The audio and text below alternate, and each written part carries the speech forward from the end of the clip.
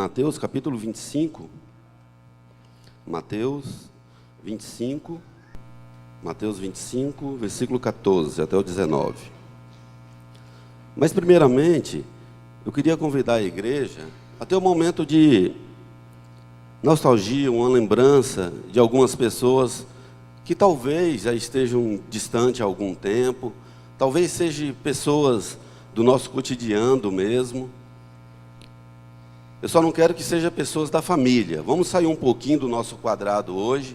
Eu queria que você trouxesse na sua mente, não precisa você falar quem é, só lembrar dela, uma pessoa de oração, que você lembra, que essa pessoa, ela se prostra diante de Deus, ela entende a dependência que ela tem de Deus e ela tem uma vida com estilo de oração, uma pessoa entregue mesmo a Deus. Outra pessoa que eu quero que você traga à sua mente, uma pessoa simpática, é aquela pessoa que ela é ponte, as pessoas gostam de ficar do lado dela, as pessoas que estão do lado dela são abençoadas, estão rindo a todo momento. Se você fazer uma proposta justa para ele, ele aceita, encoraja você e te ajuda nesse processo que você apresenta diante dele. Eu quero que você tente lembrar também de uma pessoa generosa. Uma pessoa que é generosa, que às vezes ela abre mão dela mesmo em prol do outro. Uma pessoa também que te visitaria no hospital. Se você internasse hoje, amanhã, quando desse a hora da visita, ela estaria ali para te visitar. Ou então uma pessoa que te daria um pouso. Se você aparecesse na cidade, não estivesse morando aqui mais, ela ia falar assim, ó, eu faço questão que você durma na minha casa. Ou então, se necessário, essa pessoa te visitaria na prisão. Você consegue visualizar? Se você teve dificuldade de encontrar alguma pessoa que se encaixasse nesse perfil, eu tenho uma notícia boa para você. Você está no lugar certo. Aqui na igreja tem pessoas maravilhosas que estão dispostas a pagar um preço por você. Só que eu tenho que também dar abertura para que isso aconteça. E a igreja tem N ferramentas que tem o intuito de nos aproximar, para que através da nossa comunhão nós sejamos fortalecidos. Essa parábola aí, nós vamos ler agora a parábola do talento, capítulo 25, versículo 14, onde a palavra de Deus fala assim, é uma parábola muito conhecida por nós, no versículo 14, pois será como um homem que, ausentando-se do país, chamou os seus servos e lhe confiou seus bens. A um deu 5 talentos, ao outro 2 e ao outro 1, cada um segundo a sua própria capacidade, e então partiu. O que recebera 5 talentos, saiu imediatamente a negociar com eles e ganhou outros 5. Do mesmo modo, o que recebera 2, ganhou outros 2. Mas o que recebera 1, saindo, abriu uma cova e escondeu o dinheiro de seu senhor. Depois de muito tempo, voltou o senhor daqueles servos e ajustou contas com ele. Aqui nós estamos diante da palavra de Deus, uma parábola que foi dita por próprio Jesus Cristo. E parábola, para que você venha entender, ela é uma história, normalmente curta, e ela tem uma finalidade, que é nos trazer ensinamentos espirituais. É essa a finalidade da parábola. Se eu pego essa parábola e vou ler ela para pessoas que não têm Cristo no coração, que estão vivendo uma vida que não buscam Deus, que não quer saber nada com Deus, pelo contrário, desprezam Ele, essas pessoas vão entender essa história como uma história rasa, sem muito conteúdo, sem muito a passar. Agora, nós cristãos, quando nos deparamos com a parábola, logo nos deparamos com ensinamentos espirituais riquíssimos que nós podemos utilizar nesse processo que nós estamos aqui de santificação. Essa parábola, Jesus fala dos talentos, que nada mais é do que um tesouro valioso que Ele confia em nossas mãos. É esse o significado dos talentos, que são as dádivas que Deus nos capacita. São a sua palavra, é a sua palavra, são as pessoas que nos rodeiam, que nos enche com o Espírito Santo, são o amor que Ele nos ensina a amar através do gesto que Ele fez na cruz, é a sua generosidade, é a sua simpatia. Esse tesouro que Deus confia em nossas mãos. E Ele nos dá uma responsabilidade com esse tesouro. Está aqui o que eu tenho mais de valioso nas suas mãos. Vá e cuide disso para mim. Cuide com carinho. Cuide para mim, que eu vou ter que me ausentar. E essa parábola, anteriormente, Jesus nos conta outras duas parábolas. No capítulo anterior, no versículo 45, Jesus vem falar da parábola do servo vigilante e do servo que era lerdo. O servo vigilante é aquele ao qual Deus confia pessoas nas mãos dele, e ele assume uma postura de servo e cuida dessas pessoas, se necessário até alimentando elas. Esse é o servo ao qual Jesus fala, é aquele que coloca pessoas diante dele e essa pessoa assume uma postura de servo. Agora nós temos o outro tipo de servo, que está na igreja, mas ele é lerdo. Por Jesus estar demorando, ele pensa, não, Jesus vai demorar? Deixa eu usufruir dos prazeres que tem nessa terra. E ele começa a satisfazer as suas vontades, não a vontade de Deus. A vontade de Deus para o primeiro servo é: cuide dessas pessoas a qual eu estou te confiando. E o outro exerce as vontades dele, ao ponto de sentar na mesa com os escarnecedores para embebedar com eles. Então Jesus fala dois tipos de cristão, dois tipos de pessoas: aqueles em qual são vigilantes, atentos, estão dispostos a pagar um preço por ele, assumindo uma postura de servo, e aquele tipo de cristão que está na igreja, mas vive no mundo como se não tivesse. De cristão ele não tem nada. E ele também nos conta da parábola das 10 virgens. Ele fala que tinha 10 virgens que se preparam para o seu noivo, onde 5 eram prudentes, e essas 5 pegam, sabendo, conhecendo o seu noivo, sabendo que ele poderia demorar, leva azeite a mais em outra vasilha. As outras 5 eram insensatas, não conheciam seus noivos, não sabia como é que ele funciona. Sai de qualquer jeito, sem preparo nenhum. A parábola conta que elas dormem, quando dá meia-noite, escutam um grito, era o noivo chegando. Elas acordam, as lamparinas todas apagadas, elas enchem de azeite, aquelas 5 que levaram, acendem as suas candeeiras, que isso simboliza a própria luz do Espírito Santo que habita em nós, que facilmente Jesus nos identificaria. Só que as outras 5 que não levaram azeite, chega, me empresta um pouco do seu azeite, eu estou aqui desprovida, me empresta. Ela chega e fala, não vou te emprestar, porque e se acabar o meu? Então vá até a cidade, compre azeite para você, que eu estou aqui com o objetivo de encontrar com o meu noivo. Enquanto elas vão até a cidade, Jesus chega, entra em um banquete nupcial com as suas noivas, entra nesse banquete, elas chegam atrasadas, batem a porta e Jesus fala, em verdade vos digo, eu não vos conheço.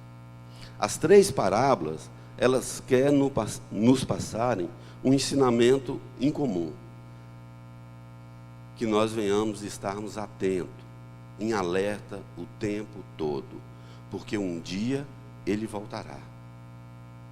Acompanha comigo no verso 14. Essa parábola nos traz aplicações fantásticas que nós podemos colocar em nossas vidas. A primeira dela é: nós precisamos conhecer o Deus ao qual nós servimos. Nós precisamos, para que a gente não seja surpreendidos. No versículo 14 fala assim, pois será como um homem. Esse homem aqui está relacionado a Jesus Cristo. Ele está falando dele mesmo, do Filho do homem, que ausentando-se do país, chamou os seus servos e lhe confiou os seus bens. A primeira coisa que eu consigo extrair desse versículo aqui é que Deus era generoso. Ele pega tudo aquilo que Ele tinha de valor e deposita em nossas mãos. Além deles nos salvar, através da cruz, dando a vida para que eu e você tivéssemos a oportunidade de sermos restaurados, além de Ele fazer esse gesto tão honroso, Ele ainda escolhe nos fazer útil nesse processo. Deus, Ele não depende da gente. Ele é onipresente, onisciente, é onipotente, Ele pode todas as coisas. Mas Ele escolheu nos fazer participante do projeto que Ele tem para essa terra concernente ao seu reino. E Ele nos escolhe nesse processo. No verso 15, acompanha comigo, por favor. A um deu 5 talentos, a outro 2, a outro 1, a cada um segundo a sua própria capacidade. Então partiu. Outra coisa que a gente extrai desse versículo 15, que o Deus ao qual nós servimos, ao qual nós buscamos conhecer a todo momento, Ele é justo. Por mais que aparentemente Ele deu 5 para um, 2 para outro, não. Ele deu a plenitude que cada um precisava. Era como se eu apresentasse diante de Deus, conhecendo toda a sua obra, me encantando com o que Ele fez por mim, e eu tivesse a oportunidade de estar cara a cara com Ele e falasse assim para Ele: Senhor, isso que o Senhor fez por mim é grande demais. O que eu posso fazer, pelo menos para retribuir um pouco do que o Senhor fez por mim? Ele falaria assim: está aqui os talentos que você precisa, vá e ame ao próximo como a si mesmo. Em Mateus capítulo 22, versículo 36, Jesus é colocado à prova. Senhor, dos mandamentos, qual é o mais importante? Jesus coloca Deus no seu devido lugar. Amar a Deus sobre todas as coisas, com todo o seu coração, com toda a sua alma, com todo o seu entendimento, para que você chegasse a essa conclusão, que essa obra ela foi grande demais por você. Nada que você fizer aqui na terra chega nem um triz do que Cristo fez por você na cruz. O preço que Ele pagou foi muito alto. Por isso que nós falamos, não é pelas obras que eu sou salvo por Cristo. E quando eu me deparo com essa realidade, que é a graça de Deus em minha vida, eu me deparo com a missão. Eu me deparo com a missão. Deus é generoso comigo, Ele é justo comigo, Ele é grandioso. Senhor, o que eu posso fazer? Está aqui, tudo que você precisa está aqui. Um talento, para que você venha entender, ele era um sistema de medida monetária que tinha da época, e ele equivalia a 35 quilos de ouro ou prata. Esse era um valor de um talento. E Jesus utiliza essa forma aqui para usar nessa parábola, para mostrar para nós a quantidade de talentos que Ele coloca em nossas mãos, a quantidade de recurso que Ele coloca em nossas mãos. Ele utiliza para isso. E ninguém recebeu mais, cada um recebeu aquilo que precisava, a sua plenitude. Todos receberam igual, porque Ele é justo. E outra coisa, não existe esse negócio de competição também entre a gente. Eu nunca vou conseguir ser igual o meu amigo Juninho, nunca, porque eu sou Henrique. Se eu tentar ser igual o Júnior, tá, eu vou tentar, eu vou ficar olhando ele, eu vou tentar. Só que lá na frente, eu não vou conseguir ser, porque ele é o Júnior, eu sou o Henrique. Não existe esse negócio de competição. Jesus só quer que você utilize aquilo que Ele te deu de forma simples. De forma que você consiga cumprir a missão pelo qual Jesus te salvou. E quando eu me deparo com essa realidade, com essa missão, eu tenho que entender que eu tenho que ser fiel. Afinal, essa responsabilidade que Deus depositou em mim, ela é muito grande. E eu tenho que permanecer fiel com Ele, concernente a esse tesouro. Eu tenho que utilizar ele da melhor forma possível. Acompanhe comigo no versículo 18. Mas o que recebeu um, saindo, abriu uma cova e escondeu o dinheiro do seu senhor. Fidelidade não está relacionada a eu pegar essas dádivas que Deus me deu e enterrar ela. Não está relacionada a isso. Se eu faço isso, eu perco a oportunidade de exercer a função pela qual eu existo, que é de servir a Deus. Não perca o privilégio que é de você servir a Deus. No versículo 19, depois de muito tempo, voltou o senhor daqueles servos e ajustou conta com eles. Aqui uma indicação que Jesus iria demorar a retornar. A sua segunda volta ia ser demorada. Quando Jesus fala em fidelidade, ele está relacionado a eu compartilhar esses talentos que ele me deu. O que eu estou fazendo com esse tesouro que ele tem colocado em minhas mãos? Eu tenho que compartilhar ele. Porque quando eu compartilho, eu multiplico ele. Eu chego, abençoo a vida do João, o João se sente honrado, amado por Deus, se sente obrigado a abençoar outra pessoa, que vai abençoando outra pessoa, que vai abençoando outra pessoa. Agora, quando eu não assumo a minha postura, o meu papel nessa missão, nesse propósito de Deus, é como se eu fosse um agente de esterilidade. Eu estou vivendo, mas eu só vejo morte. As pessoas conseguem viver, sorrir, mas eu estou aqui na terra, não encontro sentido, nada me alegra, parece que fica faltando alguma coisa. O que falta é a gente pegar aquilo que Deus nos deu de melhor e utilizarmos em prol do seu reino. Essa é a missão para a qual Jesus nos salvou. E Ele promete uma recompensa para aqueles que foram fiel a Ele. Eu fico imaginando o dia do juízo final, Jesus pegar e falar isso aqui para a gente. Olha, no verso 21, por favor. Muito bem, servo bom e fiel. Foste fiel no pouco, sobre o muito te colocarei.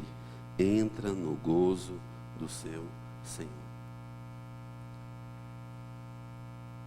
Paulo tinha tudo para desistir da sua empreitada como Cristo. Paulo fala, eu tive todas as coisas. Eu já estudei nas melhores escolas, a minha família era rica, eu tive luxo, eu tive tudo que você possa imaginar. De repente eu perdi tudo, fui perseguido, açoitado, estou condenado à morte. E ele chega a uma conclusão: a graça de Deus me basta. A graça de Deus me basta. E muitas das vezes a gente deixa de servir a Deus por medo. De vez em quando eu deparo com alguns irmãos que falam, eu vou servir a Deus? Quando eu comecei a servir a Deus, foi tanta tribulação, foi tanta coisa que aconteceu de ruim na minha vida. Aí pega e se afasta da sua missão e deixa ela para lá. Pega os seus talentos e enterra. Deus tem uma recompensa para aqueles que são fiéis a Ele. Ele fala que multiplicará a sua responsabilidade lá no céu. Você vai ter o privilégio de continuar a servindo Ele lá no céu. Tem privilégio maior do que esse? Quando eu entendo isso aqui na terra, eu começo a entrar no gozo do Senhor aqui mesmo, a usufruir de algumas coisas que a gente não consegue compreender. Eu não sei se você já teve a oportunidade de repente ter uma pessoa conhecida que está no hospital, em estado grave. Você prepara ali uma mensagem de encorajamento para aquela pessoa. Você vai até aquele hospital, quando você chega lá, a irmã está cantando. Essa alegria não vai mais sair. Essa alegria não vai mais sair. Essa alegria. Aí você, caramba, eu estava murmurando no carro, porque eu não consegui pagar uma conta de energia, porque atrasou. Essa mulher, ela está de frente a frente com a morte, só Deus para restaurar ela, e ela está cantando desse jeito. Quando nós entendemos o nosso papel nesse projeto, nesse propósito de Deus, no reino dele aqui na terra, aí você começa a usufruir dessas coisas. Sabe aquele cara que ganha um salário mínimo?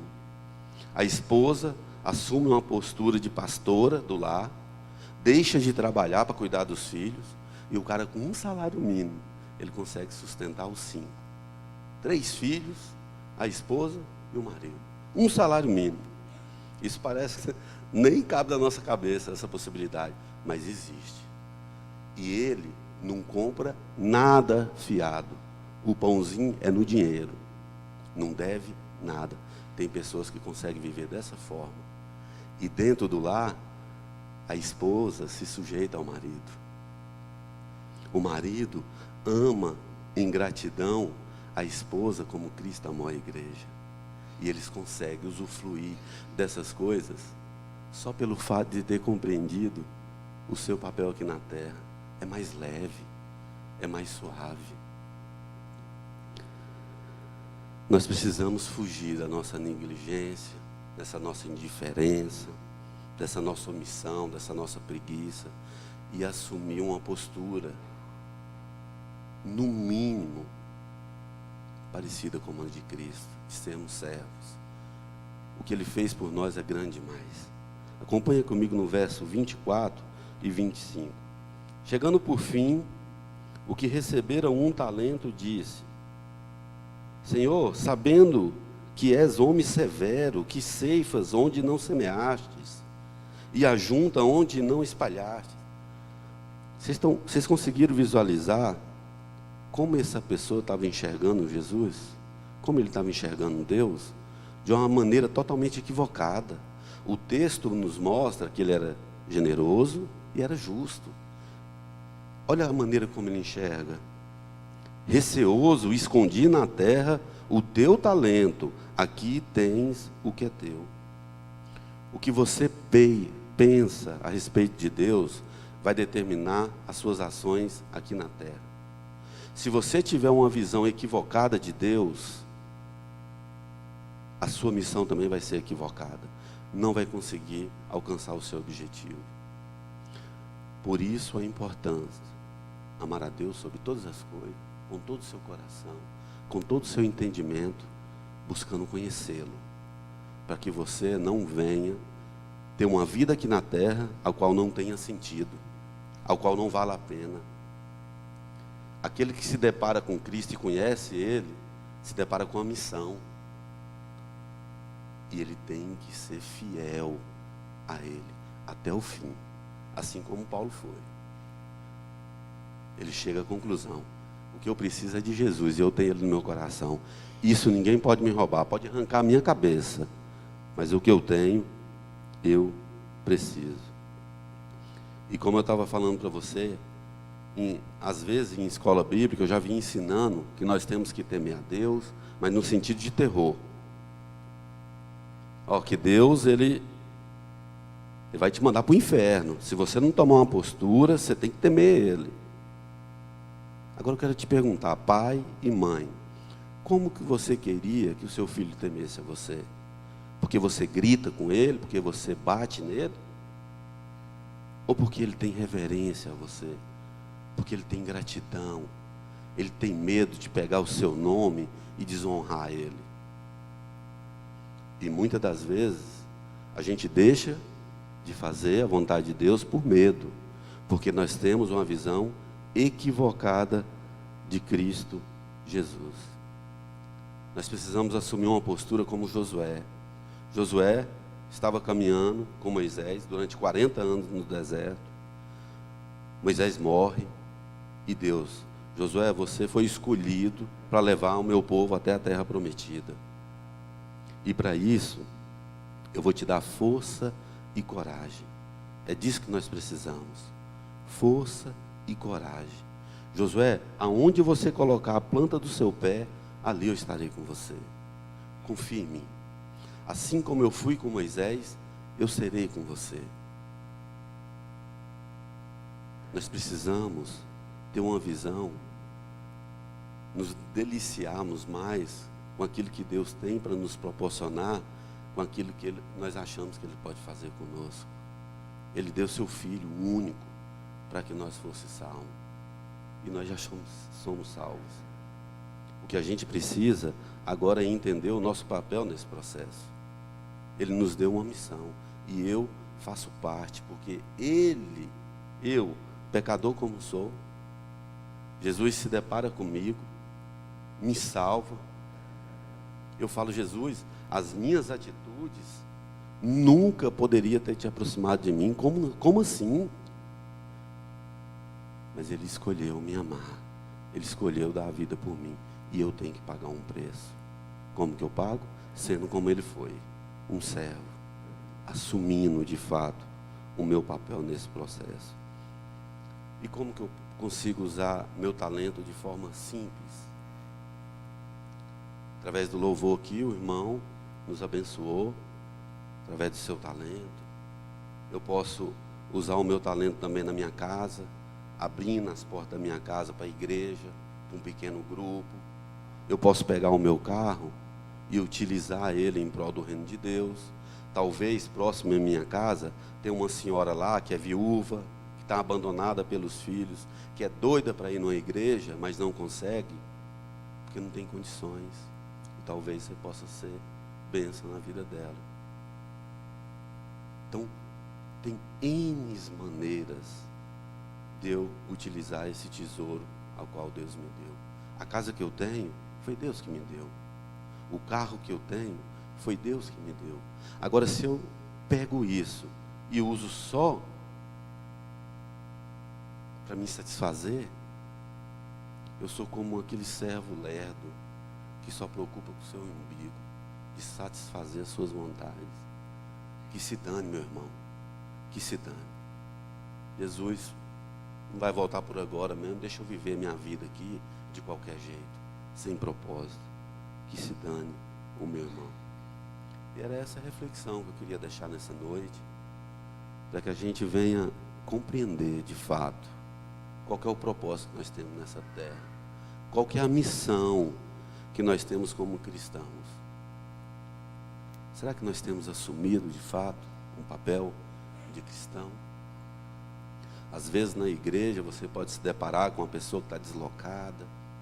Será que você tem se aproximado dela com a sua simpatia que Deus te presenteou? Fala, é um prazer ter você aqui conosco. Pode contar comigo, está aqui meu telefone se você precisar de alguma coisa. Será que a gente tem assumido essa postura perante a igreja, perante nossos irmãos? E a minha oração nessa noite é que nós venhamos de fato compreender na íntegra tudo aquilo que Deus tem preparado para nós.